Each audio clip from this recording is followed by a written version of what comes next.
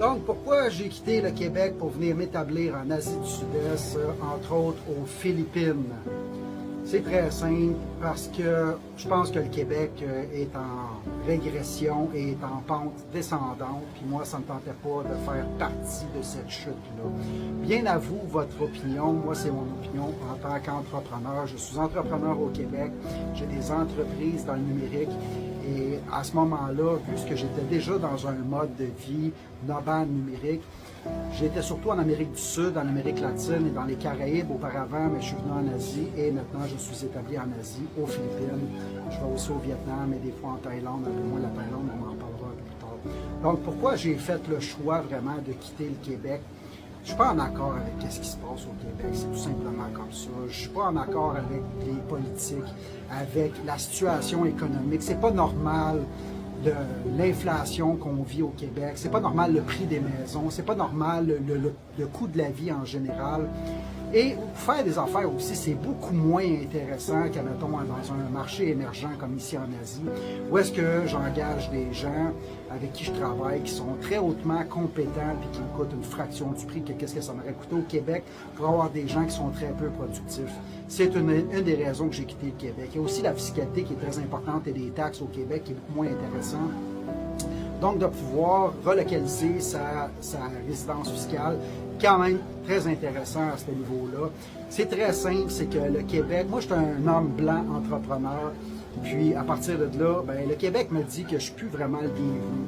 Fait que je ne resterai pas dans un endroit que je suis pas le bienvenu, puis en plus pour payer pour un paquet de services, puis un paquet de programmes sociaux qui ne me favorisent pas, mais qui favorisent des gens qui ne me prennent pas en considération. C'est un no-brainer pour moi. Moi, ici, présentement, je suis aux Philippines, sur l'île de Cebu, dans le sud de l'île. Je vis le Island Life, la vie des îles.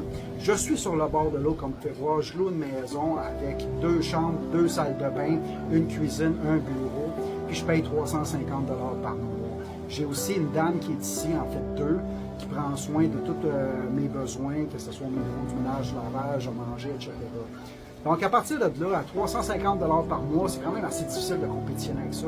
C'est pas que je suis cassé au Québec, c'est que ça ne me tente pas de surpayer pour avoir des services. Il y a un deuxième point aussi qui est intéressant, c'est que j'ai beaucoup plus d'activités ici, puis j'ai beaucoup plus de vie que j'aurais pu avoir au Québec. Je suis pas un gars qui... Je joue plus au hockey, je ne fais pas de ski, donc l'hiver, ça m'intéresse moins. J'ai pas de skidoo. C'est pas... ça me plaît pas, là, le temps gris, il fait froid, les arbres sont morts, la végétation est mauvaise. Ça m'intéresse pas. J'aime ça vivre dans un endroit tropical où est-ce qu'il fait beau à la nuit. Il fait un peu plus chaud. Puis c'est pas parfait, les Philippines. Même pour ceux qui disent que c'est parfait, c'est leur point de vue. Il y a des choses à s'adapter aussi là, quand on déménage. Mais si je regarde les pros, les cons, là, le plus ou le moins, je suis vraiment gagnant à vivre à l'extérieur du Québec puis à profiter de la vie.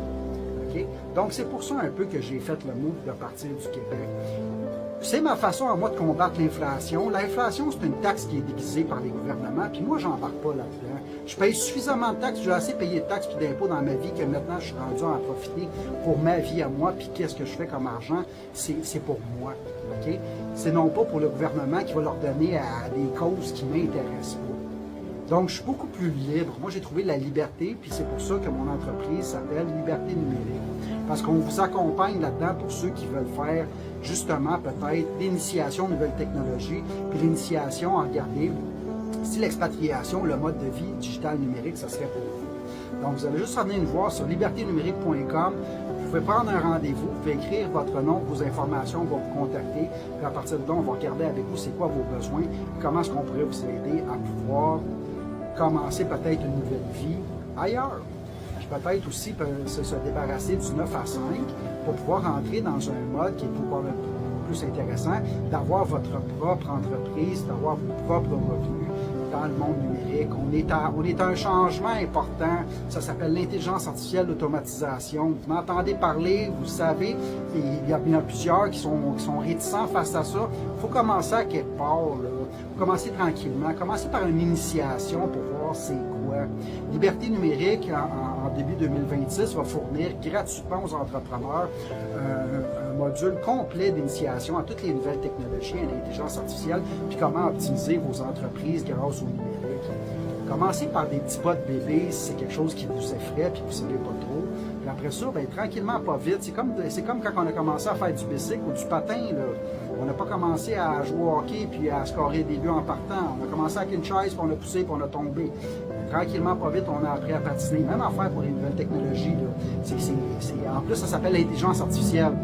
C'est-à-dire que même si vous n'êtes pas nécessairement de très haut quotient, n'importe qui peut utiliser l'intelligence artificielle ou à peu près. Il faut juste s'intéresser à un petit point à ça.